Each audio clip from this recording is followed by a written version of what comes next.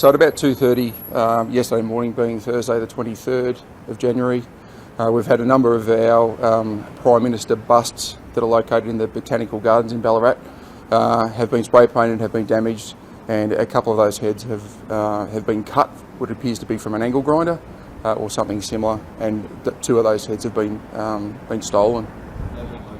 No. And what was written? Like the paint that was vandalised with? Were there any words? Yeah, so there was some spray painting, some graffiti. Most of the buses had red crosses painted on them. There was some other commentary around about the Commonwealth will fall and other sort of political rhetoric. What we're focused on is the fact that this is not only just an attack against the park, but it's also an attack against the Ballarat community. Brad, this is obviously close to Australia Day, as you just said. Would you say this is a targeted attack, or is it just more general Look, vandalism? it's hard to say that it's not a targeted attack, considering that the buses that have been damaged and have been stolen are in fact past Prime Ministers. But what we're focused on is making sure that the community is safe, making sure that we can hold our offenders to account. We're working in closely with the Ballarat Council to ensure that we can provide a safe community for everybody. By the sound of it, obviously politically motivated? Yeah, look, it's hard to say. Obviously, we're keen to catch up with the people that are responsible for this. Until we do that, it's hard for us to understand what they were thinking at the time. Since it is the damage, how many buses are we talking about that have been involved? There's approximately about 20 busts. All of them have been defaced or damaged in some way. Two of the heads, as I said, have been cut and removed completely. And can we say which two heads were removed at this stage? We can. The two heads that were removed were that of Prime Minister Kevin Rudd and Prime Minister Paul Keating. And do you have any sense as to why those two in particular had their heads removed? No, we're still trying to work that at this stage. Have there been leads in the CCTV that might indicate how many people are involved? So we have some CCTV that we're still working through at the moment that hopefully we'll be releasing soon. We're keen to talk to the occupants of a white ute that was seen in the area around about that time Thursday morning. White ute with a canopy, and there was a number of people in that ute that we're keen to speak to. So it appears at the moment that there's a few people that have been involved potentially. Yeah, our understanding at the moment is that there was a number of offenders involved. We suspect that it's about 4 people involved at this stage. Brad, this isn't the first time that there's been vandalism in the park. What makes this vandalism so significant? As I said before, this isn't just an act of vandalism or graffiti. This is an attack against the Ballarat community. The Botanical Gardens are much loved community location for everybody, and for these types of acts of damage and violence, it's not just simply an attack on the park, it's an attack against everybody. What kind of charges are these individuals facing? We presume property damage would be a start. Yeah, there's a number of charges that we would be looking at should we be able to identify the offenders for this crime. We're looking at obviously theft, criminal damage, and any other type of offending we can find. At this stage, do the police have any leads on whether these were locals that did this or people from out of town? No, we have no idea at this point in time. We're still working through the footage and the available evidence we have. Obviously, the appeal to the community is that if anybody sees or hears anything, to give Crime Stoppers a call. I would ask that anyone within the area who has access to CCTV, if they could review that for us.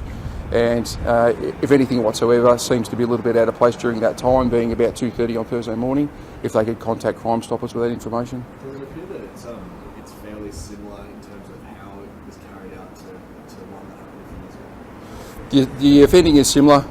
My understanding is that a few years ago these Prime Minister busts were heavily graffitied and defaced. I don't believe there was any stolen previously though.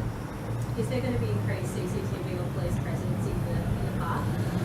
In the lead up to Australia Day, we'll make sure that we have our local police out doing what the local police do. We work continuously hand in hand with the council to ensure that all community events are run in a safe manner, and Australia Day will be no different. So is it the case that as a result of what's happening, police will be conducting more patrols at that specific spot, considering Australia Day for instance? Again, to support the council with what they're trying to achieve, which is to provide a safe, scenic location for the community, we'll ensure that we have a presence in that part of the world, as we will across the entire Ballarat area and Victoria as a whole.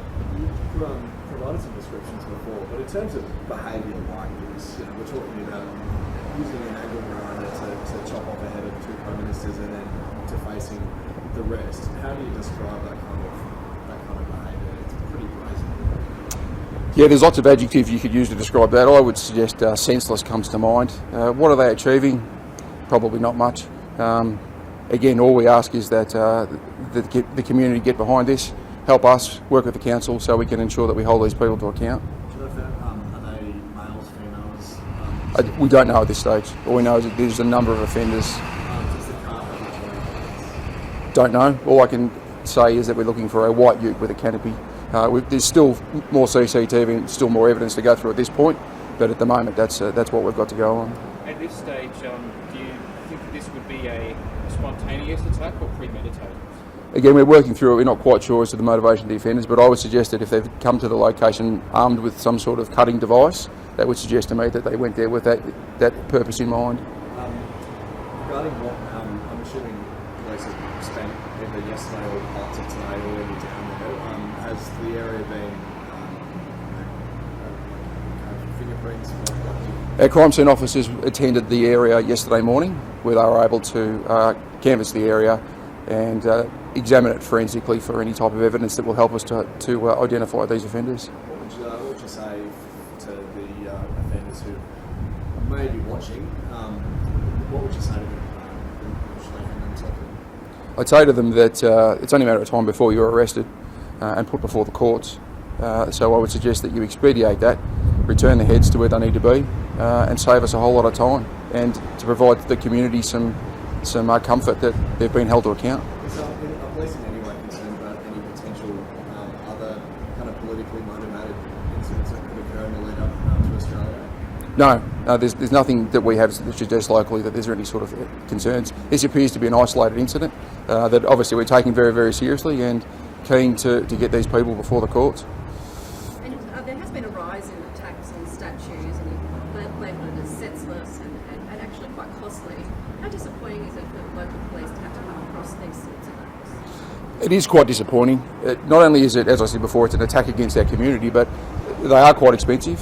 These heads, I'm told, are valued at about $50,000 a pop. So when you're talking $100,000 plus all the required funds to clean up the mess that these people have caused, that's money that the local council just don't have.